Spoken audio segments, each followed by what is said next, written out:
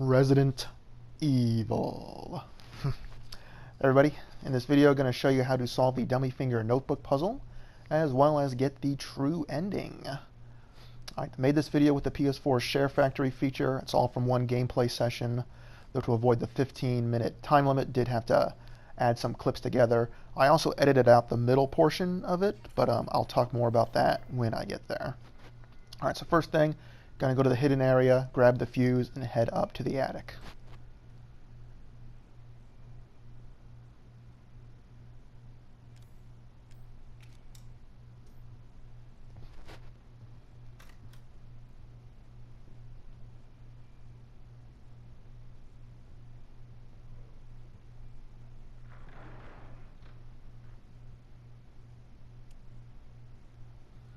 And these mannequins always freak me out up here. Looking at the wall when you first see them, when you turn around, they're looking the other way. Nice little touch to mess with your mind. Alright, now up in the attic, all we're going to do is grab the basement key and the handgun ammo. Now solving this puzzle requires you to do some kind of peculiar odd things. There seems to be multiple solutions floating around online as to how to solve this puzzle. This is the way that I do it. I've done it multiple times and it always seems to work. If you've got a better, faster solution, then hey, more power to you. Go for it. But this is what I do.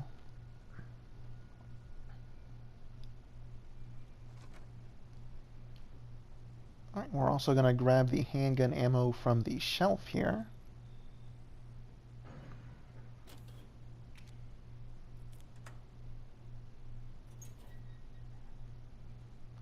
And we'll also grab the hidden ammo on the stairs. Now downstairs I'm also going to grab the lockpick, although I'm not going to use that to get the axe. Alright, now when you go into the monster's lair here, don't go for the key, just go for the valve handle. Now we got our handle, we're going to turn around. This jackass is going to block the door, so we got to hide behind the corpse, wait for the monster to drop. Kick the corpse into the monster to stun it, and then run over the door and kick it. Now you'll kind of have to just move back and forth while you wait for the X to prompt back up. There it is. Kick the door back, and you're okay. Just wait for the monster to stop banging on the door. Now when you go in there, the monster is not going to respawn until you grab the key. When you do grab the key, do your quick turn. That's pull back on the left stick and hit circle. And you should be able to run out without the monster getting you. And there you go. And now the monster will not respawn. You're free to move about the basement. Alright, next up we're going to activate everything in this section of the house. We're going to open the empty drawer. We're going to grab our blank notebook that we're going to use in this puzzle. And then we're going to go into the filthiest bathroom since PT. I'm going to get the handgun ammo from the drawer and from the vanity mirror. And then we'll use the valve handle to drain the toilet. This part actually reminds me a lot of Silent Hill 2 and 3, where you had to drain a toilet to get an item. Although you didn't have the luxury of using a valve handle, you had to use your damn hands.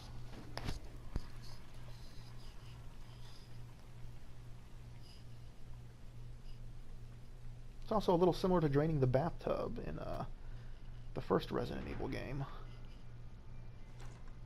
Alright, now if all you want is the true ending, you can go up to the attic and leave. Now, if you had gotten hit by the monster and gotten poisoned, you can still solve the dummy finger notebook puzzle. You just won't get the true ending. You'll get the infected ending. So next we're going to get our bolt cutters and the VHS tape.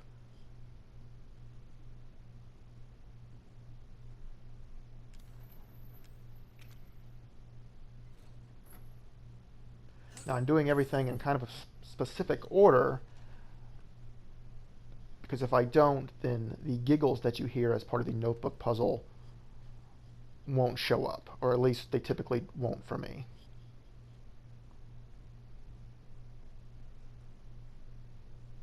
Alright, so now we're going to head back to the attic and we're going to start the notebook puzzle. Alright, first we're going to grab the piece of celluloid from behind the TVs, and you're going to see me try to combine it with the finger, but I don't have the finger. I forgot to grab it downstairs. You know, so not a big deal. You could have grabbed it down there. It doesn't matter. Alright, read the writing on the wall to start the puzzle. Hear the giggle there. Now we've got a secret message in our notebook. Something about a girl going to sleep with chimes of a clock. So what we're going to do is we're going to go downstairs.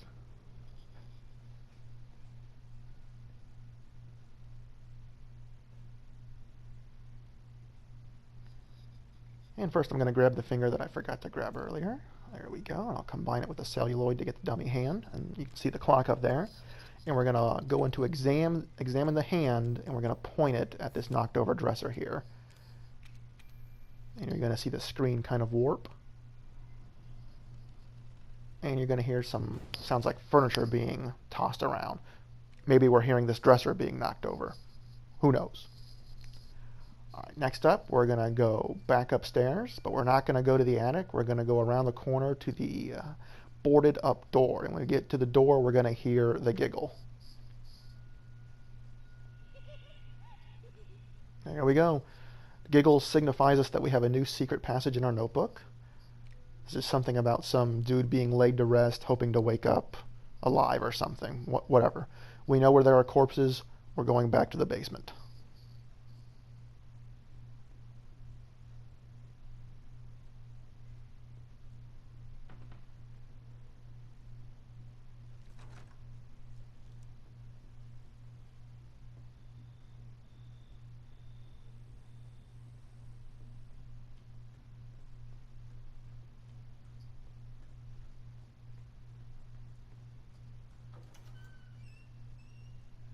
And it's that corpse right there laying on the gurney. Once again, just bring up the dummy hand and point it at it. And this time you're going to hear a gunshot.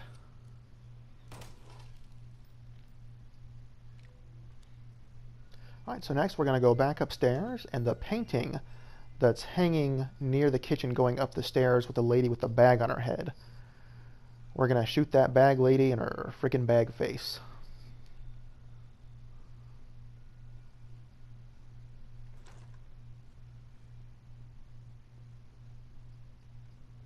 I know some people have said they use the axe to whack the painting, but I shoot her.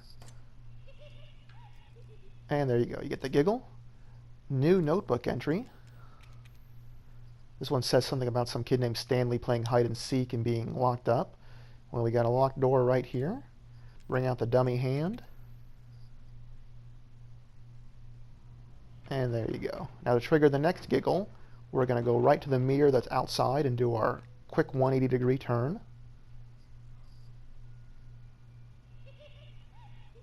There you go, there's the next giggle. Next entry is about some girl named Marlene and her white and blue necklace. So to solve that, we're going to go upstairs to the attic.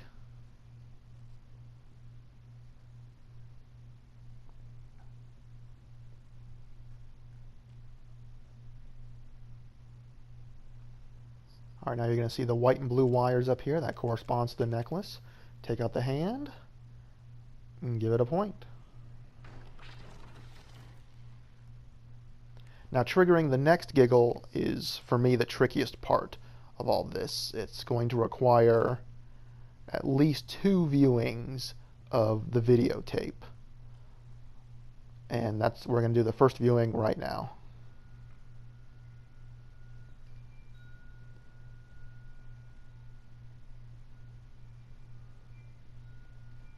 And you notice the more clues we found, the more blood gets on that door in the attic.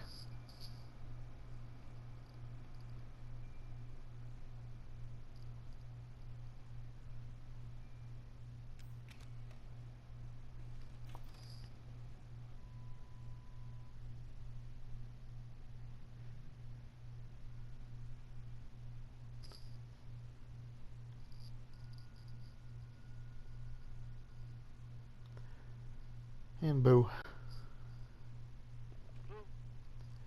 Alright, we gotta suffer through these 2 knuckleheads. I mean, this section you're probably gonna see me just move around a lot, do some quick 180-degree turns. I'm just killing time while these guys talk.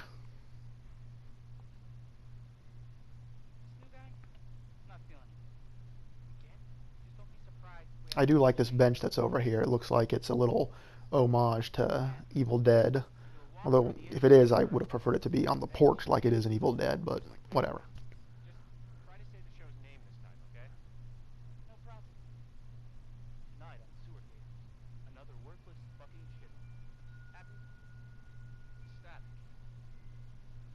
suffering through this tape is the most vexing part of all this.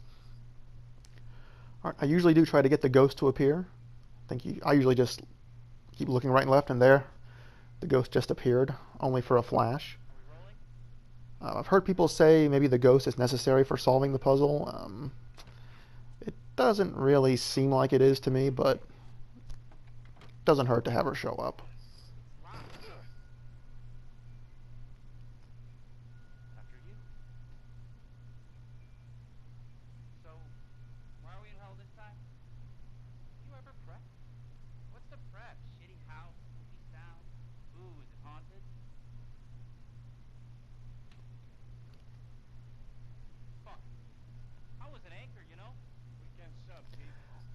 Now in the videotape, I try to interact with everything. You want to mess with the chains on the lock cabinet, open the pot, open the drawer, open the microwave, grab the lockpick, open the fridge, use the lockpick on the locked drawer.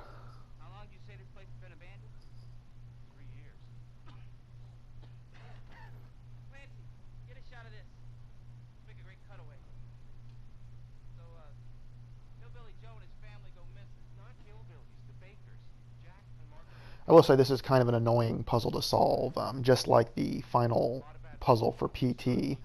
I think they both work in the confines of their demos.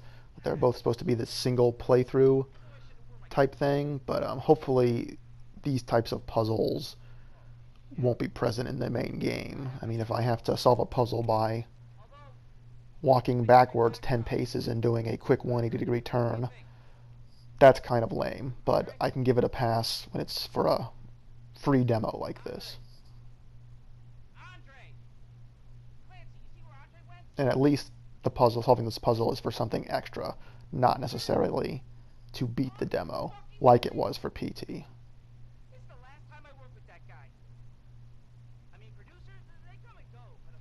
Alright, and up here we're just going to look around this area. I always try to go over to the headphones and look at those.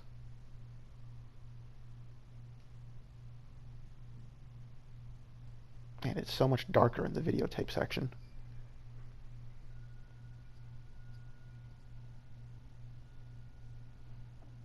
And we're going to open the drawer there. I always go in here and just kind of move around. And I go over here and push on the door, and then push on the other door. And again, are these things you have to do to solve the puzzle? I don't know, but I do them, and I do them every time, and it works. So,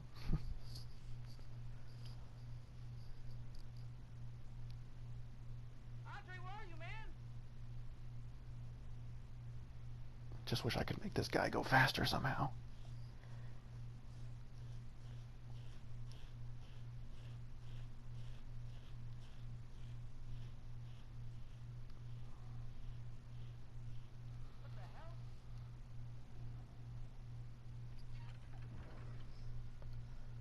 I will say, though, they really nailed the atmosphere with this. I mean, you're very much on edge walking around in this demo. I'm really excited to see Resident Evil get back to its horror roots.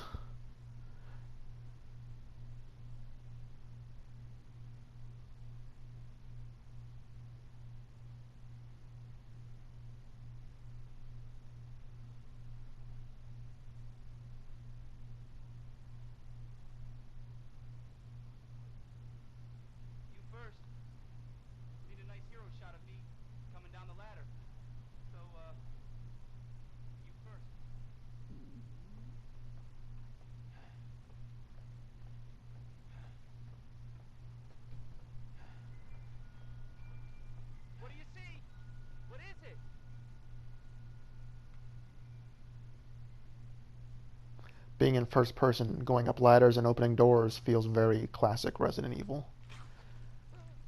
Oh, poor Andre.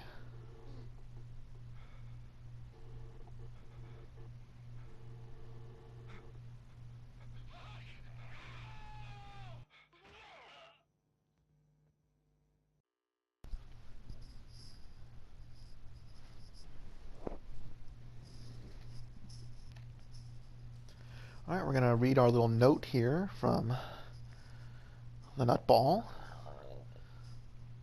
And we'll go grab our backdoor key.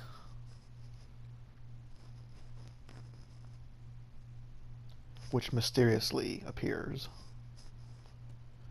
Alright, there's the jackass. Tell you that scares the hell out of you the first time you see it. Alright, now we're going to run all the way to the back door and we're going to put the key in. We're not going to leave because obviously that would trigger the whole welcome to the family, son, and the bad ending, but we are going to put the key in.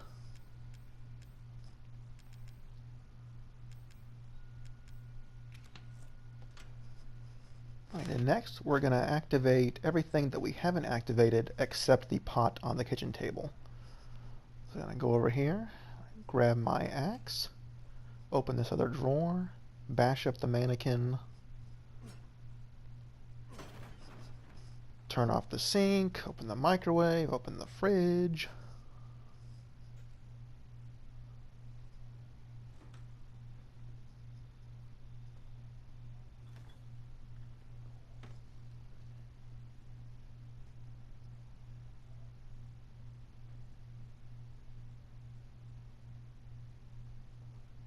And then we'll head upstairs here and we'll start smashing these boxes. Don't have to worry about the mannequins, they can't be harmed or broken. Alright, next up we're going to pick up the phone, listen to the dial tone. Come to think of it, I haven't got the phone message to play since they updated it for the midnight demo. I wonder if that's still possible. Alright, here we got our picture. Notice the helicopter has an umbrella logo, or it looks to be an umbrella logo on it. Over here, smash up the box, grab the handgun ammo, and then you will take out all of your frustrations and aggressions on the boxes and mannequins in the attic. Whack, whack, whack.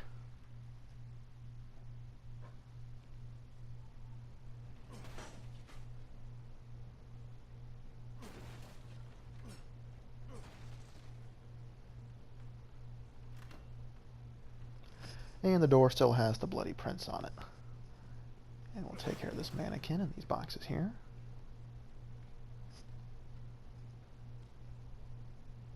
Alright, next up we are going to go into the videotape for a second time.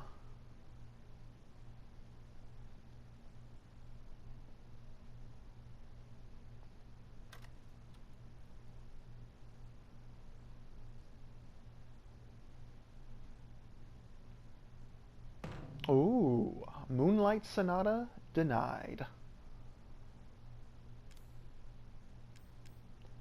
Now, I mentioned earlier in the video that I edited out a middle portion. What I edited out was the second videotape viewing, because after the second videotape viewing, you have to run down to the basement and look at one of the dolls to trigger the giggle. It's pretty easy to mess that up, and I did mess it up. But if you do mess it up, all you have to do is turn right back around and run upstairs and rewatch the videotape. You don't have to break anything again. So that's what you're seeing now. This is my third viewing of the videotape. And I can tell you, I'm about sick and tired of Pete and Andre. I'm practically rooting for the damn killers at this point.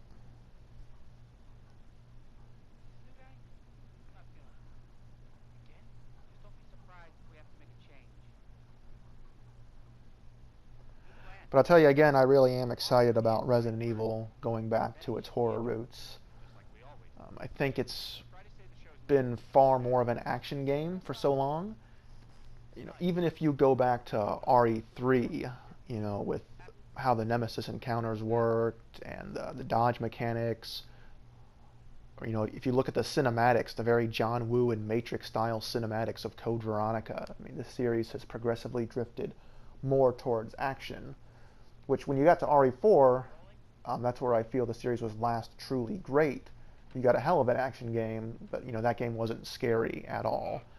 I think RE5 was pretty fun for what it was. I think it kind of got by on being, you know, applying the RE4 formula to a new generation of consoles, the 360 and the PS3.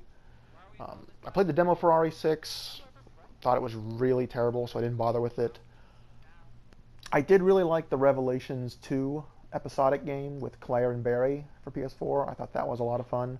It felt like a mix of horror and the series action elements. But for me, I do like the horror part of it the best. RE 1 and 2. Specifically, I think RE2 is the hallmark of the series, and it's one of my personal favorite games overall. So I'm really glad to see that it's getting back to scaring the player, and this first-person view is a great way to do it. I sure hope we're done with Wesker, though. I mean, geez.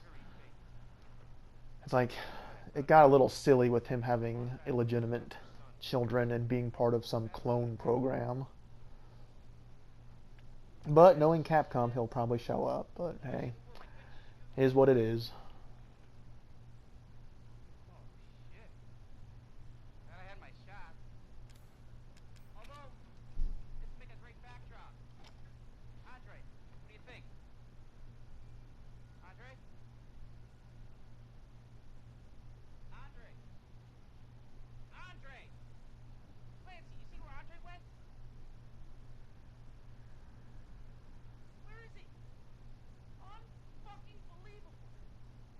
And once again, we'll go back upstairs and just look at the headphones, kind of look around, make sure we cover all our bases.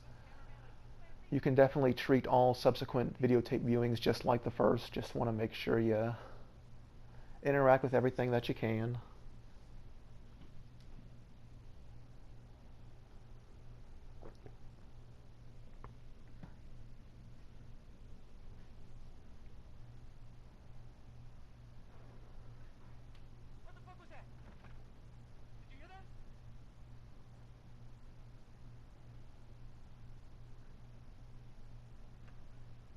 Kind of funny, we've seen this guy use either of his hands to push against walls, so...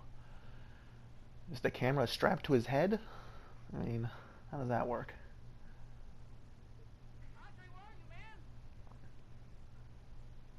Now, kind of worth mentioning that when he does push up against walls, this guy here in the videotape, he's got a bracelet and a wristwatch. Now, he's a different dude than the other guy you play as when you're not in the videotape.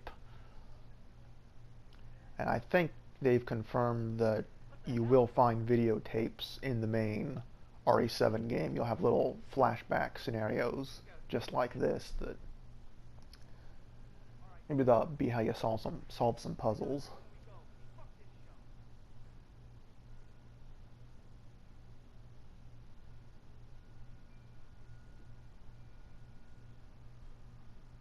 Hurry up, guy.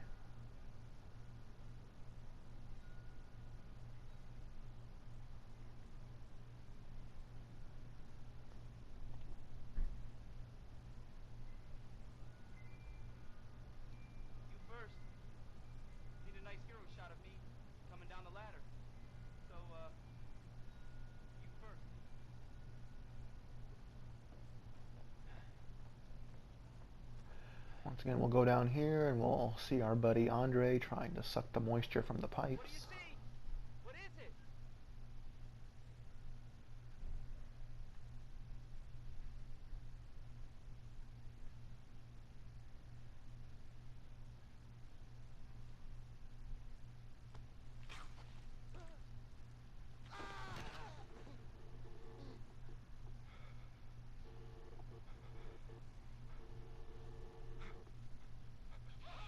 Alright, now when we exit the videotape, we are going to turn around and run straight to the basement.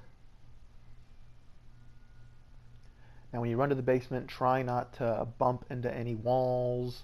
You kind of have to run all the way to the area where the hanging light is, and then you enter crouch mode and do kind of like a little crouch run all the way to the doll while facing the doll the best you can. It can be kind of easy to mess up if you bump into a wall. I think that's what I did last time. Like I said, I didn't get the giggle and I had to go back through and do the videotape again, and that's what I edited out. But this time, there we crouch. And we have our giggle. Alright, so now we have the final piece of the puzzle. This mentions something about 4 suns and a kid without a head. Not really sure what that's about. I think a lot of the other clues kind of make sense. You know, we have the clock on the wall. This one I don't really get, but I know we have to go to the pot that's on the kitchen table.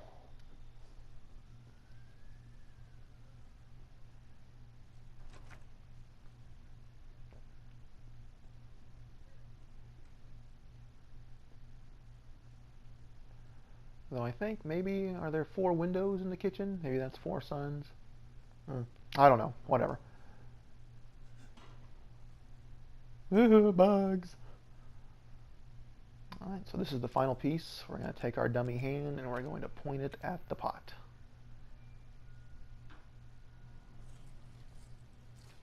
And that's it. That's the puzzle solved. The final giggle will trigger automatically when you enter the secret room.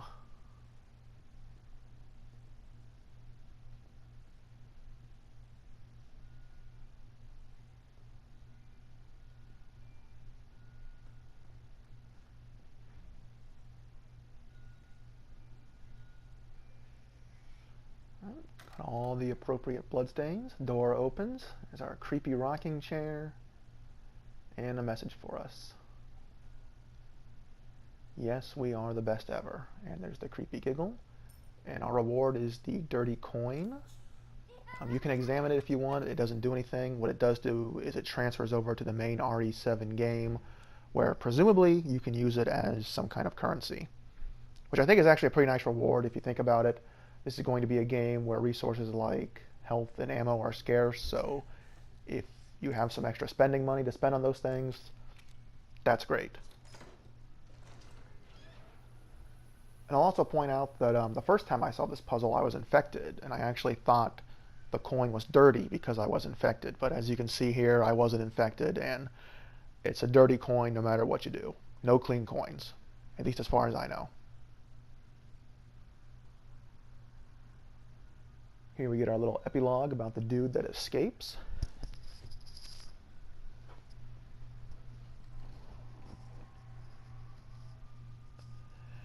And there's confirmation that we got the true ending.